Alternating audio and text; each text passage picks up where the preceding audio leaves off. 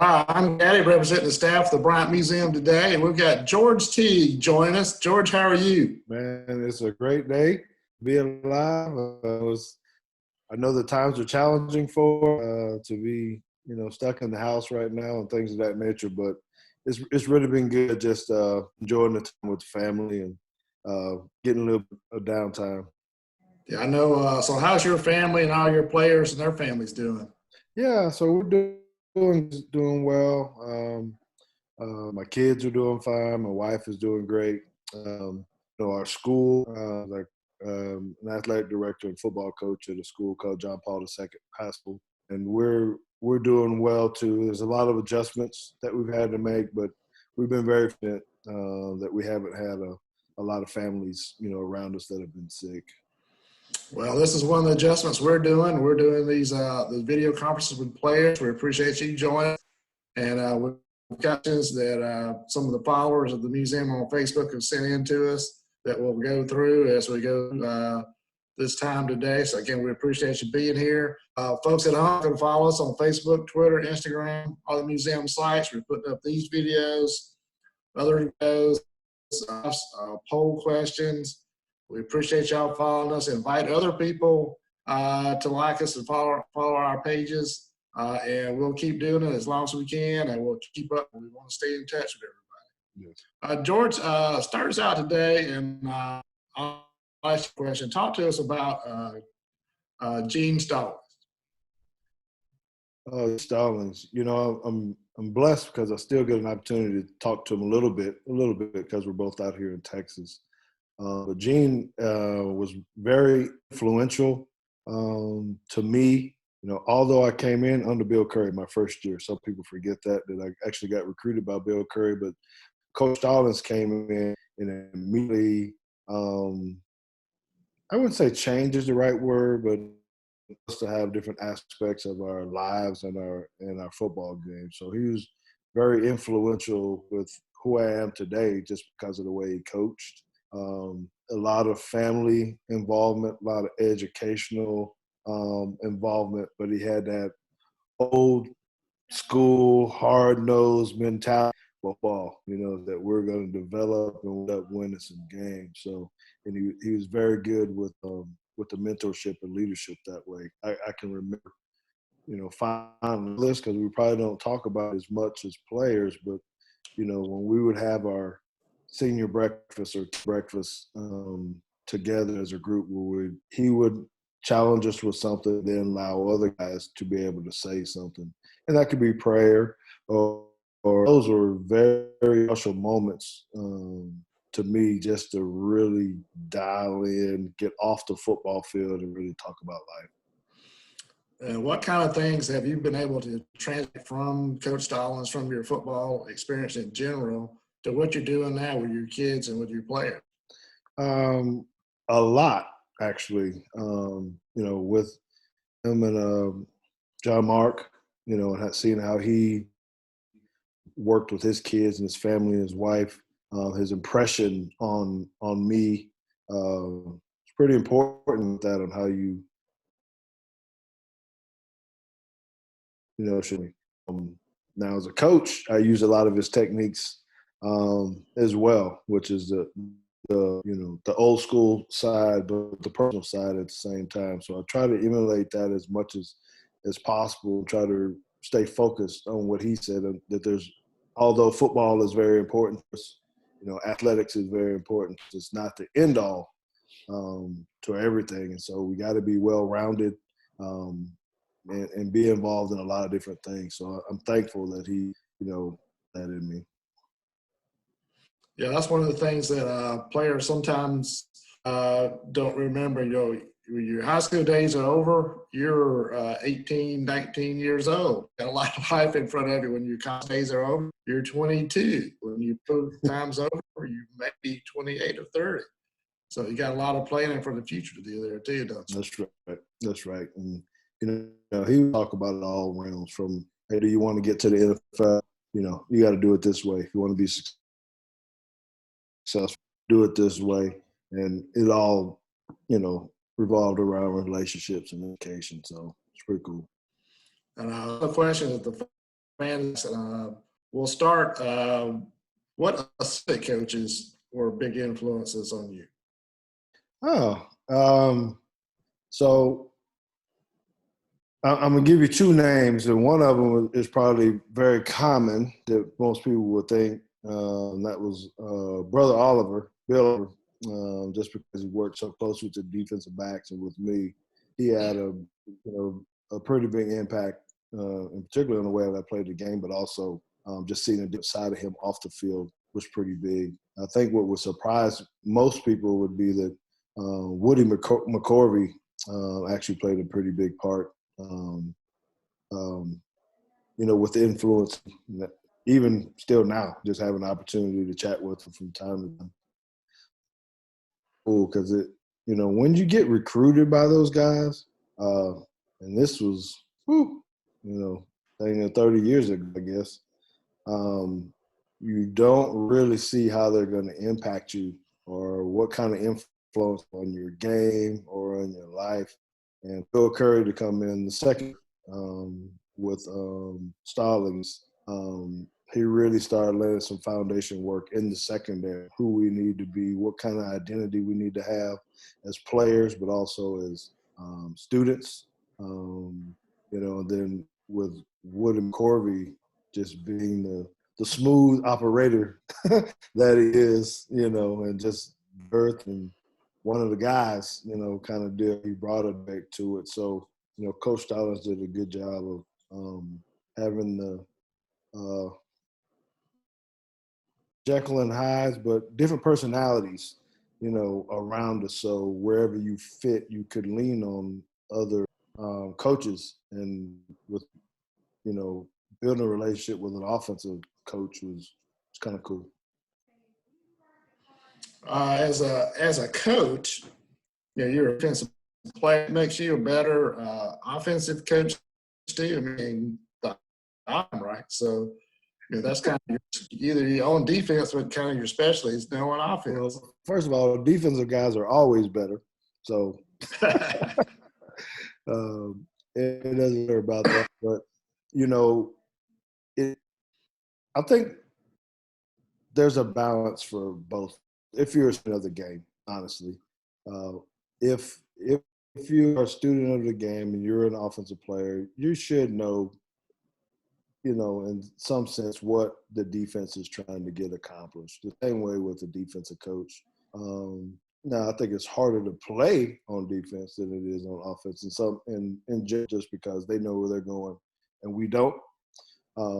But from a knowledge of the football game, I think if you do what you're supposed to, study, watch a lot of film, understand concepts, things of that nature, you should know a whole lot about the football game just from being a player.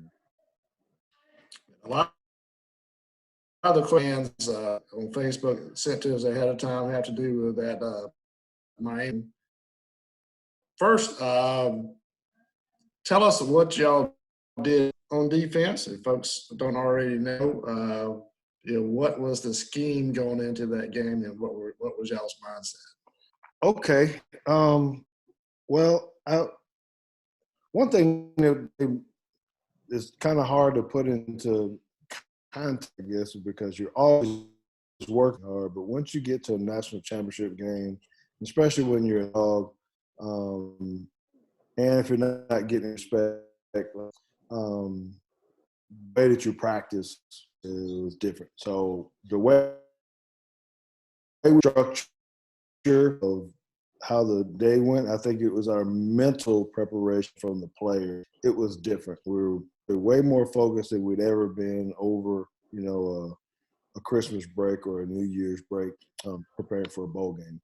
Yeah, it had a lot to do with the national game, but the atmosphere building up for the game. So that was a big piece, preparation. In that, because of the scheme that we were trying to put in, and I know most of you have seen it, but trying to involve the 11-man, the 11-up defense was genius, first of all, for Coach Oliver to come in and say, hey, this is what we're going to do. You guys are athletic enough to do it, smart enough to do it. Let's give it a whirl and give it a try. Is very complex because you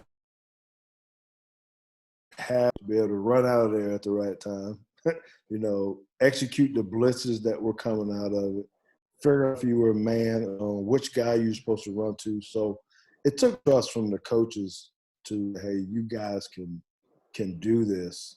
And so when you're trying to get a scout team to try to say that on the right and the right time, I mean, it was so much focus we had to have to say, hey, we got to get this right if we're going to do it. So we had to do this over and over and over and over and over till we all felt comfortable that, hey, we got out at this time.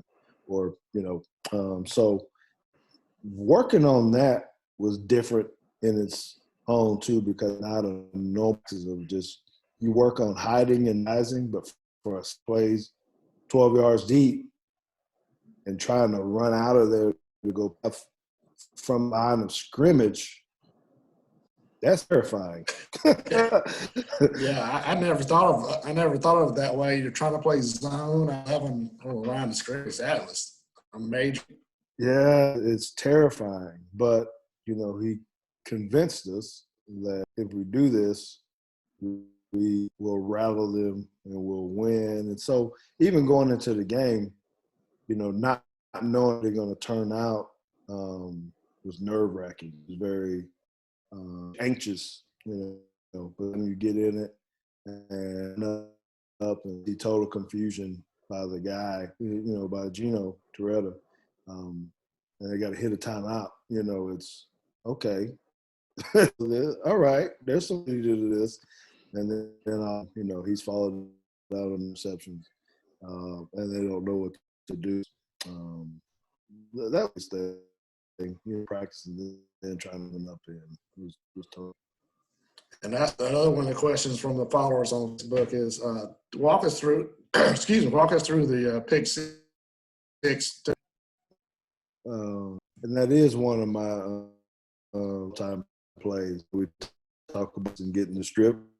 That's the next question. Anytime we get an interception for a touchdown, is in the secondary. So, ironically, I was not supposed to be him in the game, so we were misaligned. Going back to preparation, Coach Oliver had given us enough about what where guys lined up, how they stood.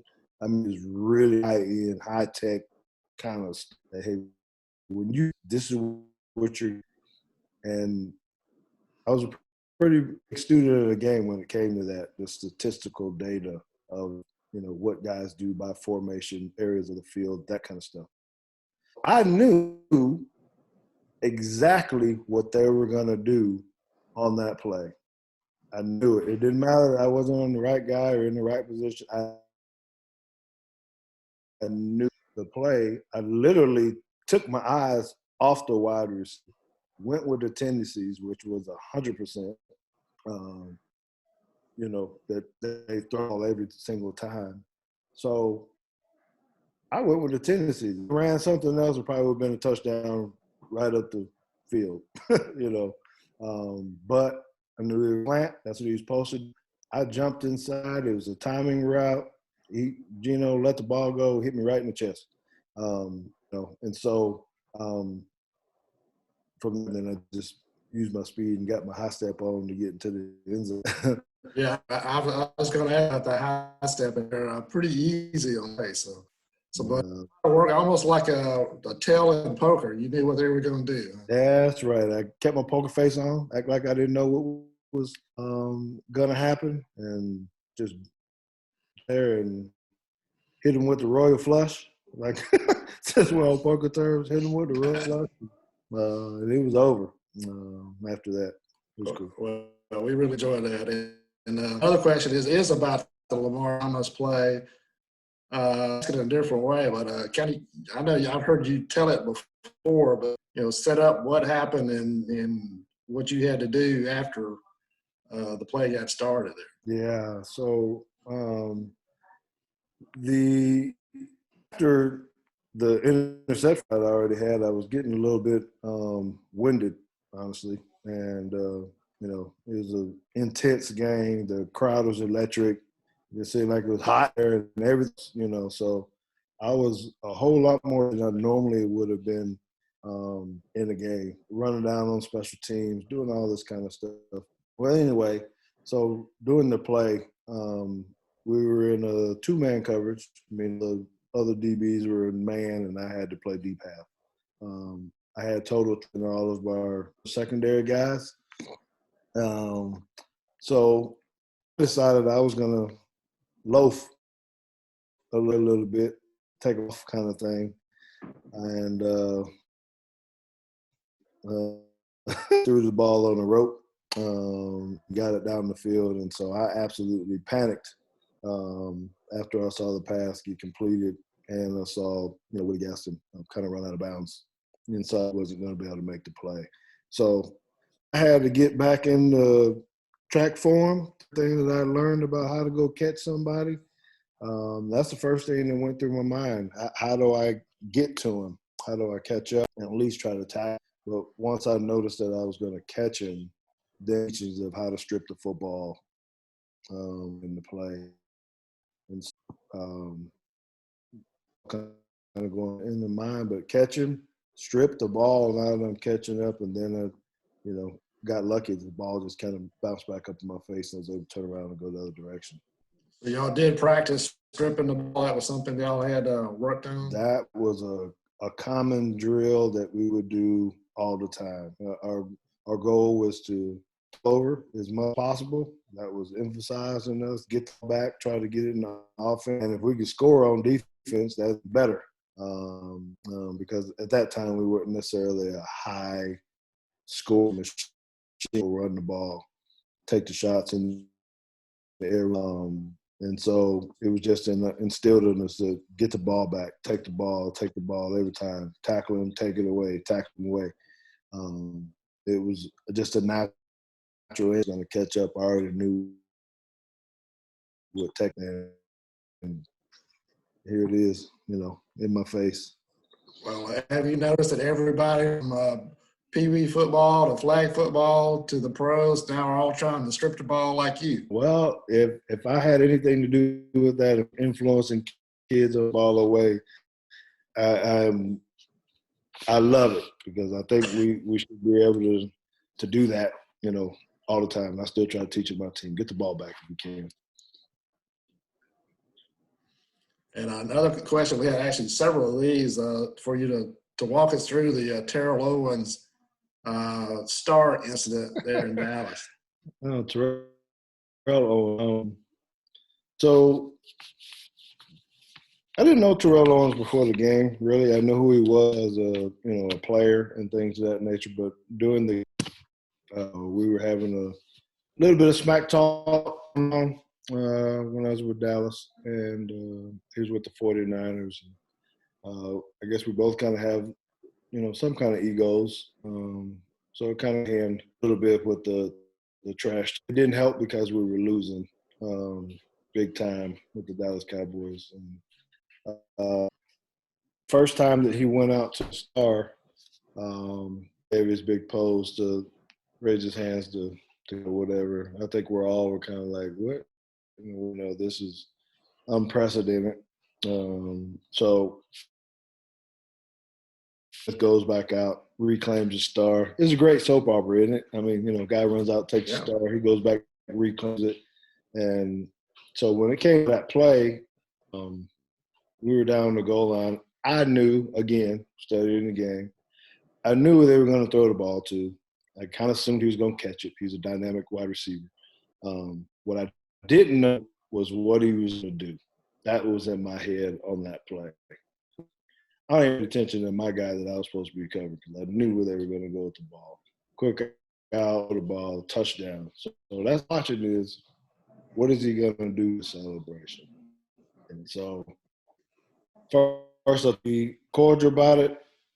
do whatever he's going to do to the fans, spike the ball, go on. And then once I saw him kind of hesitate and say, no, I'm going to go back out to the star, that's when I lost it a little bit. and went after the chase then. And, you know, just lucky that the timing worked out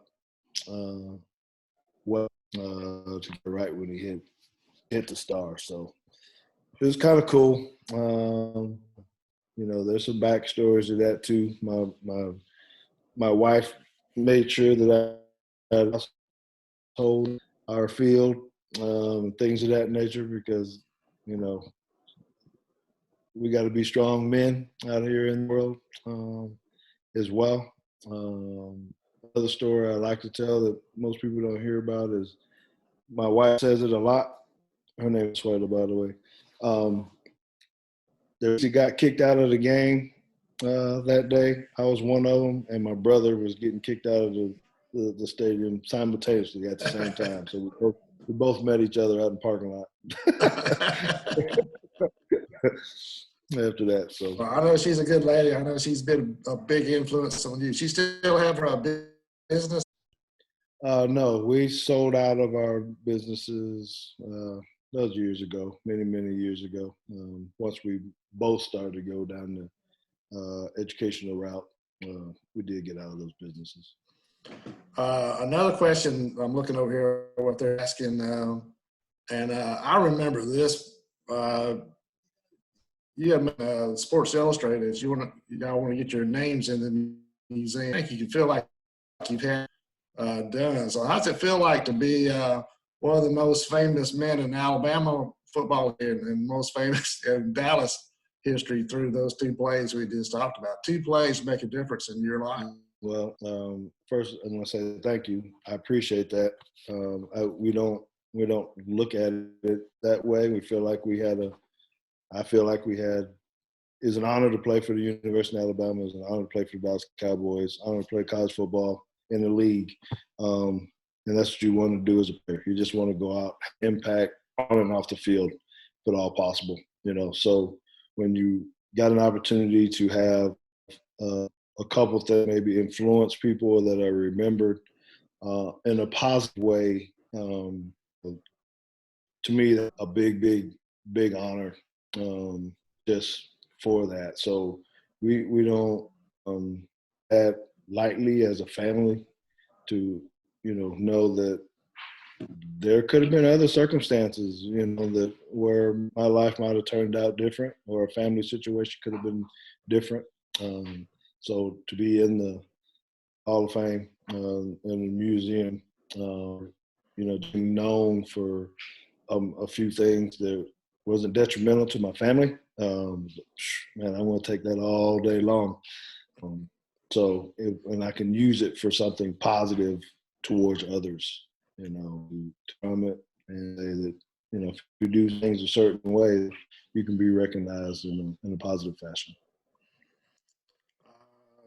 Again, another thing that you're famous for is it kind of has an analogy to what we're doing now. After 9/11, you got to bring the flag back out. Tell us and walk us through how that. Well, I've had multiple family members who have served 20 years in the military. I grew up on a base. Some people know that. We don't know that, you know, my dad served in the Air Force, still serving in the Air Force, even while I was at Alabama. So, you know, the nation, the United States, being a patriot was, you know, always have been important. And that was scary times, you know, when that happened.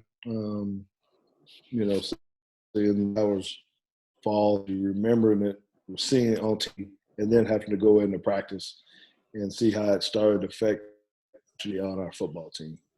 Because they had family members that had been caught or trapped and things of that nature. So when we had the opportunity to go back out and actually play weeks later, it was just a natural thing that, you know, they always would run out with the flag and things with, you know, cowboy flags. And there was a gentleman under there with the American flag, and I asked him politely if I could have that flag. And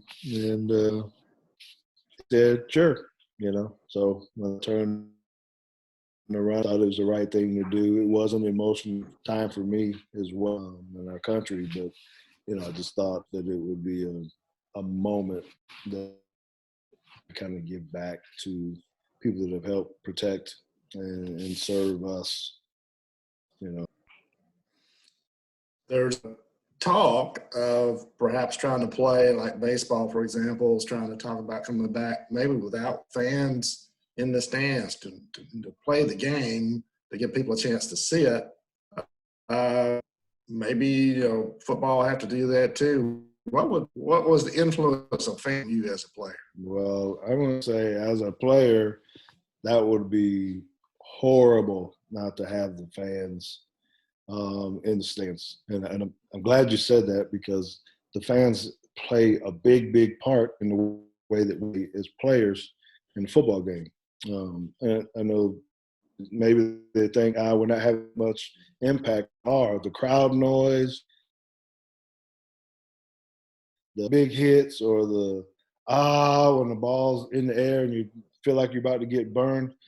All of these things kind of help you as a player play this game. And I think an empty stadium with, even if it's just made up crowd noise or music or whatever.